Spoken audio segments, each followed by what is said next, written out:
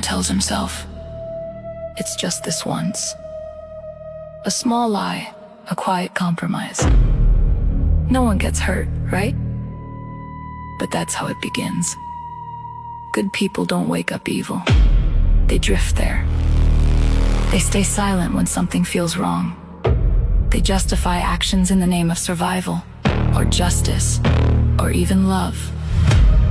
Carl Jung believed the darkness we ignore becomes the darkness that controls us.